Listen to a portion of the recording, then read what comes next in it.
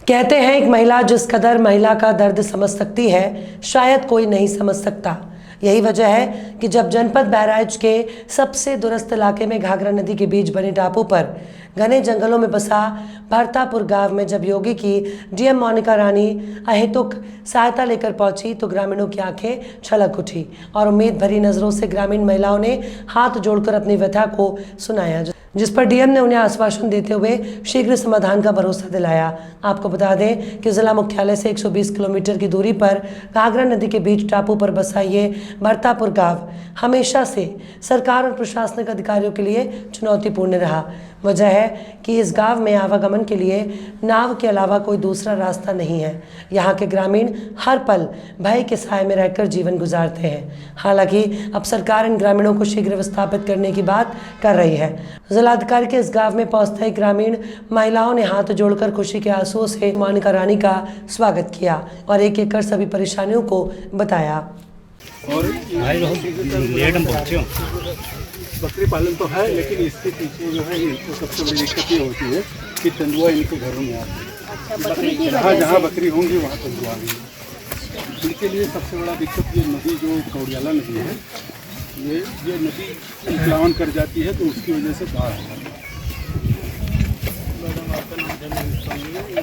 नहीं, आपसे तो मैं मिल चुकी, इन्होंने ही मुझे बताया।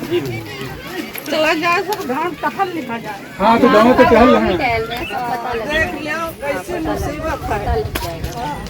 अभी पूरा टहल रहे हैं। देखिए, भरतापुर की जो सबसे बड़ी समस्या है वो दो समस्या है। एक तो नदी लगातार कटान कर रही है, दो तरफ से उनकी खेती और आवास की ज़मीन कट रही है। दूसरी तरफ दो तरफ से जंगल है जहाँ पर उनके जाने आने के लिए रास्ते नहीं हैं। तो ना तो कोई ढांचागत विकास की सुविधाएं यहाँ पर हो रही हैं और ना ही किसी प्रकार का राज्य और केंद्र की योजनाएं लागू हो पा रही हैं। ऐसे में अगर गांव वाले पुनर्स्थापन की मांग करते हैं तो सरकार को इस पर गंभीरतापूर्वक विचार करना चाहिए।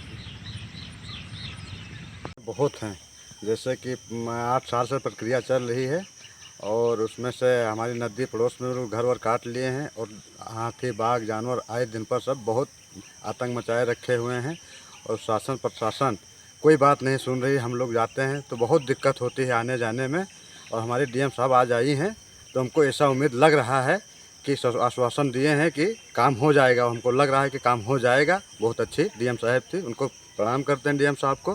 कितनी अच्छी डीएम है, इतना आश्वासन दिए कि औरतों से बात किए, महिला से बात किए, अच्छी राय लिए, फिर बताए। अभी कोई और जानकारी होगी तो बताए, फिर हफ्ता 2 हफ्ता में बताएंगे। जय श्री।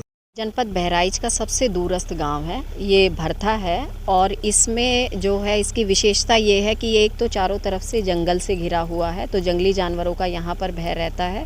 दूसरा जो है वो बाढ़ का जो है अत्यधिक प्रभाव यहाँ पर रहता है। तो इसी को देखते हुए आज मेरे द्वारा एसपी साहब द्वारा, डीएफओ साहब द्वारा और जितने भी जनपद के वरिष्ठ अधिकारी हैं वो यहाँ पर आज आए और उन्होंने ये देखा कि यहाँ पर जो सरकार के द्वारा, शासन के द्वारा सुविधाएँ दी जा रही हैं उसका स्तर क्या है। तो इसमें एक बात सामने आई कि यहाँ के लोगों को आवागमन हेतु काफ़ी परेशानी उठानी पड़ती है। तो इसी के देखते हुए 15 तारीख निश्चित की गई है कि गांव के लोग बाहर ना जाए बल्कि यहीं पे आकर जो है वो सेवाओं का वितरण हो। जो एक बात ये आ रही थी कि गांव का कुछ लोगों का विरोध है जो यहाँ से विस्थापन नहीं होना चाहते, तो उन लोगों से सबसे आज बात की गई है और सभी लोगों ने ये सहमति दी है कि वो यहाँ से विस्थापित होने के लिए सहमत है। तो इसमें जो भी प्रक्रियात्मक चीज़ें हैं उसे यथाशीघ्र पूर्ण करेंगे और जो गांव के लोग हैं उनको सभी को सुरक्षित रखा जाएगा और एक सेफ जगह पर पहुंचाया जाएगा जिससे यहाँ के लोगों को किसी तरह की परेशानी ना हो।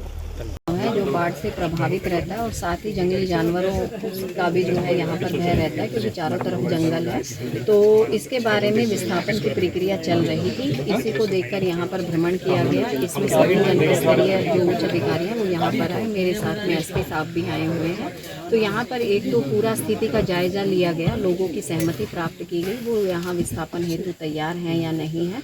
इसके अलावा यहाँ के लोगों को ये दिक्कतें रहती हैं कि वो जब ग्राम पंचायत से राशन लेने जाते हैं या फिर जो आंगनवाड़ी के माध्यम से जो सेवाएं दी जाती हैं, तो उनके लिए आवागमन में दिक्कत होती है। तो एक तिथि निश्चित कर दी गई है, सभी को मेरा फ़ोन नंबर दे दिया गया है, तो अगर कोई किसी को कोई दिक्कत है तो डायरेक्ट मुझसे बात कर सकते हैं और सुनिश्चित किया जाएगा कि बाढ़ में किसी तरह की परेशानी ना हो। जो उनकी विस्थापन वाली प्रक्रिया है वो समयबद्ध रूप से पूरी करा दी। मैम वन ग्राम का विजिट कब करेंगी? 5 वन ग्राम भी है यहाँ पे। 5 वन ग्राम है तो उसका भी यथाशीघ्र विजिट किया जाएगा। मैम विस्थापन के लिए जो आपने कहा वो क्या संभव है? क्योंकि पिछले 8 सालों से यही कहा जा रहा है कि विस्थापन होगा नहीं हो रहा है, तो क्या इस बार होगा?